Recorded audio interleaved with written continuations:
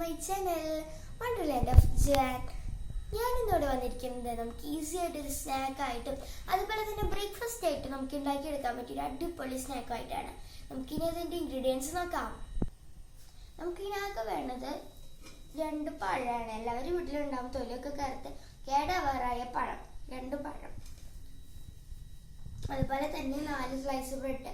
First നമ്മളത്തെ ദിവസം കഴിക്കുമ്പോൾ നല്ല ഫ്രഷ് ആവും. പിറ്റേ ദിവസം നമ്മളേക്കും അതിന് ഫ്രഷ്നെസ് പോകുമ്പോൾ ആൾക്കും കഴിക്കാത്ര താല്പര്യം ഉണ്ടാവില്ല. അപ്പം ഇതുപോലെ ഉണ്ടാക്കി കഴിച്ച് നല്ല ടേസ്റ്റി ആവും. പിന്നെ നമുക്കതൊന്ന് ടോസ്റ്റ് ചെയ്തെടുക്കാനായിട്ട് കുറച്ച് നെയ്യ് വേണം. നമുക്ക് ആദ്യം തന്നെ നമ്മുടെ 2 പഴവും തൊലി കളഞ്ഞതിന് ശേഷം മിക്സിയുടെ ജാറിലിട്ടിട്ട് ഒന്ന് അടിച്ചെടുക്കണം, പേസ്റ്റ് പോലെ. ഒന്നെങ്കിൽ അടിച്ചെടുക്കാം. നല്ല പഴുത്ത പഴമൊക്കെ ആണെങ്കിൽ കൈ വെച്ചിട്ട് സ്മാഷ് ചെയ്ത് കൊടുത്താൽ അത് സ്മാഷ് ആയിക്കോളും. ഇങ്ങനത്തെ പഴമൊക്കെ ആണെങ്കിൽ ഒന്ന് മിക്സിയിൽ കറക്കണം. പിന്നെ നമുക്ക് വേണ്ടത് ബ്രെഡാണ്. ബ്രെഡും നമുക്ക് മിക്സിയിൽ പൊടിച്ചെടുക്കാം, അല്ലെങ്കിൽ കൈ കൊണ്ട് പൊടിക്കാം. പക്ഷെ നല്ല ടേസ്റ്റി ആയിട്ട് പൊടിഞ്ഞു വരിക നമ്മുടെ മിക്സിയിലാണ്. പിന്നെ അത് രണ്ടൊന്ന് പൊടിച്ചെടുത്തിട്ട് വരാം. ഞാനിപ്പോൾ ഇവിടെ ബ്രെഡ് പൊടിച്ച് വന്നിട്ടുണ്ട്. നമ്മുടെ പഴം ഇതുപോലെ പേസ്റ്റ് ആക്കി വന്നിട്ടുണ്ട്. ഇനി നമുക്കിത് രണ്ടും കൂടി ഒന്ന് മിക്സ് ചെയ്തെടുക്കണം. അപ്പം ഞാനിത് പഴം ബ്രെഡിലോട്ട് ഇട്ടിട്ട് ഒന്ന് മിക്സ് ചെയ്തെടുക്കുകയാണ്. കൈകൊണ്ട് ഫസ്റ്റ് സ്പൂൺ കൊണ്ട് നോക്കിയതിന് ശേഷം കൈകൊണ്ട് മിക്സ് ചെയ്യാം.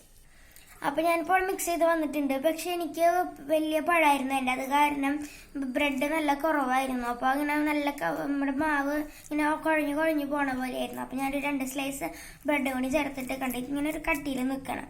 ഇനി നമുക്കതൊരു കുഞ്ഞൊരു ബോൾ എടുക്കാം. ഇത് നമുക്കൊന്ന് പരത്തിയെടുക്കാം.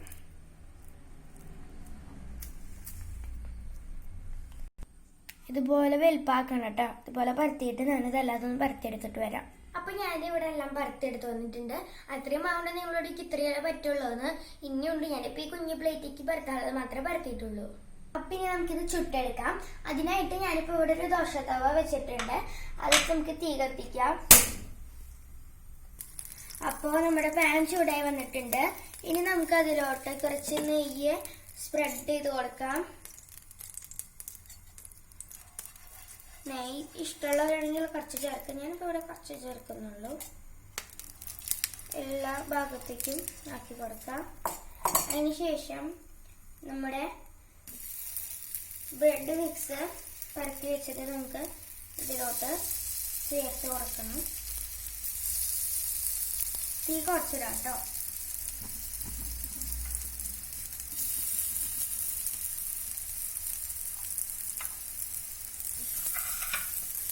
ഇനി അതിൻ്റെ മുകളിലോട്ട് കുറച്ച് ഷുഗർ ഒന്ന് സ്പ്രിങ്കിൾ ചെയ്യാം.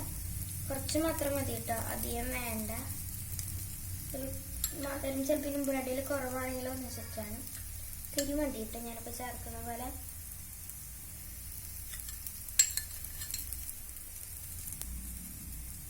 തീ കുറച്ചിട്ടാണ് ഇട്ടിട്ടുള്ളത്. ഇനി നമുക്കതൊന്ന് മറിച്ചിട്ട് കൊടുക്കാം.